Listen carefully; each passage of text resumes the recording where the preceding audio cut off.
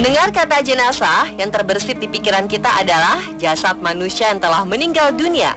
Tapi tahukah Anda, walau sudah tak lagi hidup, ternyata ada beberapa jenazah yang masih menimbulkan kontroversi. Penyebabnya bervariasi, mulai dari penyebab kematiannya, keadaan yang tetap utuh meski sudah meninggal bertahun-tahun, hingga hilangnya jasad dan ditemukan puluhan tahun kemudian. Jenazah siapa saja yang kontroversial ini? Berikut On The Spot merangkumnya dalam 7 jenazah yang penuh kontroversi versi On The Spot.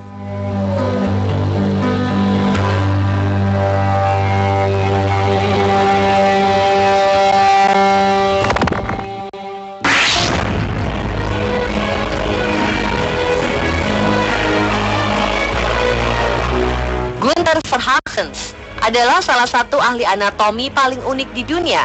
Sosok yang dijuluki dokter kematian ini seringkali membuat karya seni yang terbuat dari jasad.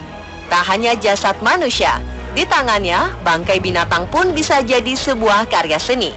Sejumlah karya terbaru yang terbuat dari jasad manusia dipamerkan dalam pameran Body Worlds di Roma, Italia 2011 lalu, termasuk jasad seorang ibu yang sedang mengandung yang sudah diplastinasi atau diplastikan. Jasad-jasad yang dipamerkan ini sudah mendapat izin dari pihak keluarga, sehingga Gunther telah mengantongi izin resmi atas jasad-jasad ini. Sementara koleksi bangkai binatang terbaru Gunther dipamerkan di Museum Senckenberg, Frankfurt, Jerman, dalam sebuah pameran bertajuk Kopperwelten der Tiere atau Dunia Binatang. Pameran-pameran lain telah diselenggarakan Gunther di sejumlah negara besar di dunia. Tentu saja pameran jenazah ini mengundang kontroversi dari berbagai pihak.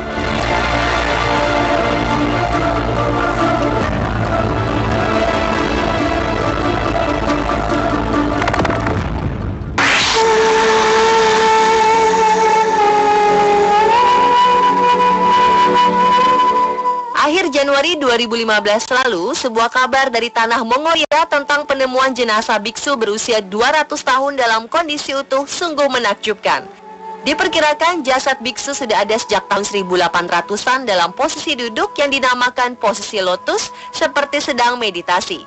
Jasad yang masih utuh ini ditemukan dalam bentuk mumi yang ditutupi kulit lembu.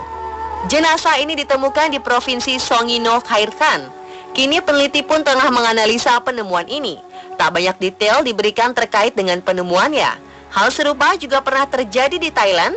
Di sana ditemukan jasad biksu yang masih utuh mengenakan kacamata hitam. Kini jasad itu pun menjadi daya tarik tersendiri bagi wisatawan.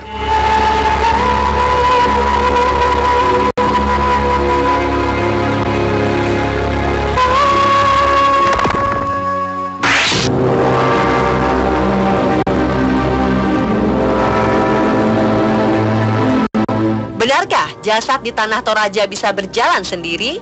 Hal ini mungkin masih menjadi pertanyaan besar. Berdasarkan cerita turun-temurun, diceritakan sejak peperangan yang terjadi antara Toraja Barat dan Toraja Timur ratusan tahun lalu telah meninggalkan sebuah cerita yang hingga kini masih dipercaya oleh sebagian orang Toraja. Dalam peperangan tersebut, masa Toraja Barat mengalami kekalahan dan menewaskan banyak orang. Namun saat akan pulang ke kampung mereka, seluruh jasad tiba-tiba bisa berjalan. Pada keturunan selanjutnya, orang-orang Toraja sering menguburkan jasadnya dengan cara jasad tersebut berjalan sendiri ke liang kuburnya. Hingga kini, tradisi ini dikabarkan masih dilakukan oleh sebagian orang. Jasad dibuat berjalan dengan menggunakan daya magis yang mampu menghidupkan kembali, baik manusia maupun hewan untuk sementara saja. Kini praktek jasad berjalan tersebut sudah jarang dilakukan kepada jasad manusia. Kabarnya, mereka lebih sering mempraktekannya kepada binatang seperti ayam atau kerbau yang diadu dalam keadaan leher terputus.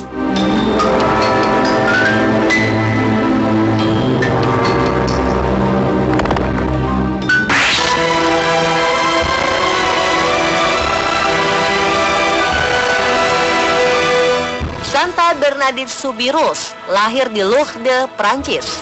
Sejak kecil, kesehatan Bernadette memang kurang baik. Ia selalu saja menderita sakit, terutama asma.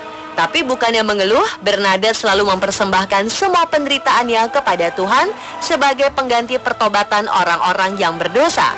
Suatu hari pada 11 Februari 1858, suatu peristiwa luar biasa terjadi.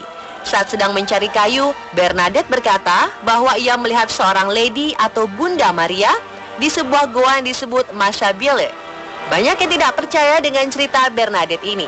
Bahkan tidak sedikit orang yang mencemoohnya. Pada usia 22 tahun, Bernadette menjadi suster di Prancis.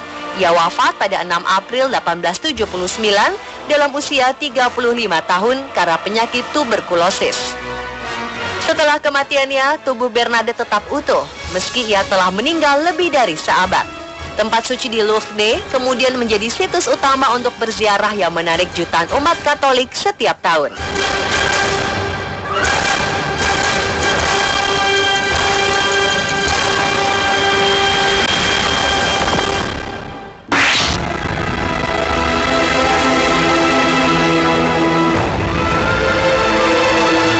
Jasad seorang pimpinan agama Buddha Siberia, Rusia diketahui tidak rusak setelah meninggal pada 1927. Hambo Lama Itigelov pertama kali diangkat dari kubur pada 1955 atas permintaan lama. Pada pengangkatan ketiga pada 2002, mereka menemukan fakta mengejutkan di mana jenazah Itigelov tidak menunjukkan tanda-tanda pembusukan, masih sama seperti semula. Kuburan tersebut berisi sebuah kotak kayu, di dalamnya duduk seorang lama agama Buddha dengan posisi duduk dengan kaki disilang serta mengenakan pakaian sutra dan kain.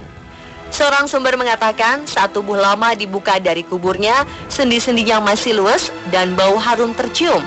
Tubuh Hambo Lama Itigelov memang dianggap suci oleh penganut Buddha di daerah Buryatia, Rusia. Semasa hidupnya, biksu Hambo Lama belajar di Aninsky Datsa, Universitas di Buryatia. Pada 1911, Itigelov menjadi Hambo Lama, kepala vihara agama Buddha di Rusia.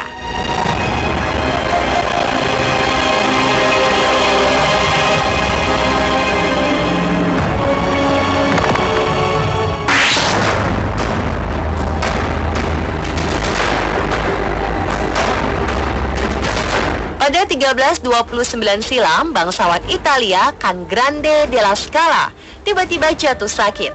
Tubuhnya yang lemah tak lagi kuat menahan derita fisik. Ia kemudian meninggal dunia pada usia 38 tahun.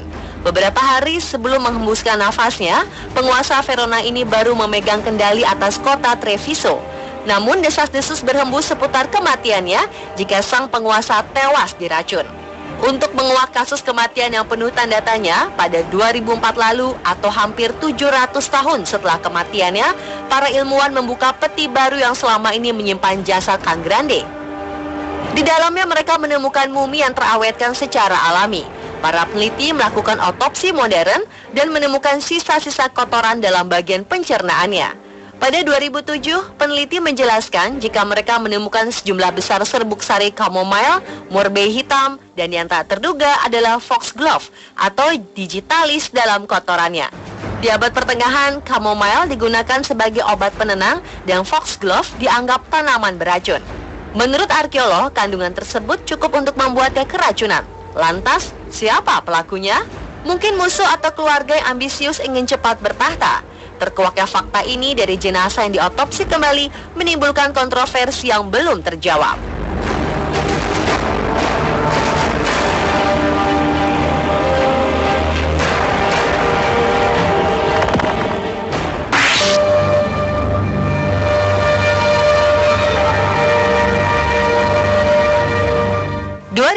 Lalu, jenazah seorang pendaki ditemukan di Gunung Mont Blanc, Alpen. Jenazah yang diketahui bernama Patrice Heifert, seorang pendaki muda sedang belajar sebagai pemandu pendaki ini, dinyatakan hilang sejak 1 Maret 1982. Ketika itu, ia baru berusia 23 tahun. Ia diketahui mendaki gunung seorang diri, namun cuaca buruk menghadangnya. Dan setelah itu, ia dinyatakan tak pernah ditemukan.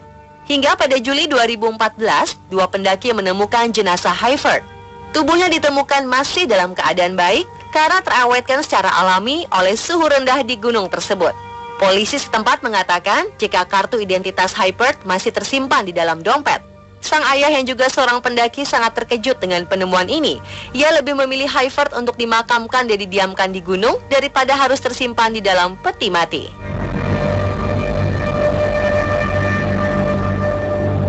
Pemirsa, itulah 7 jenazah yang penuh kontroversi versi On The Spot.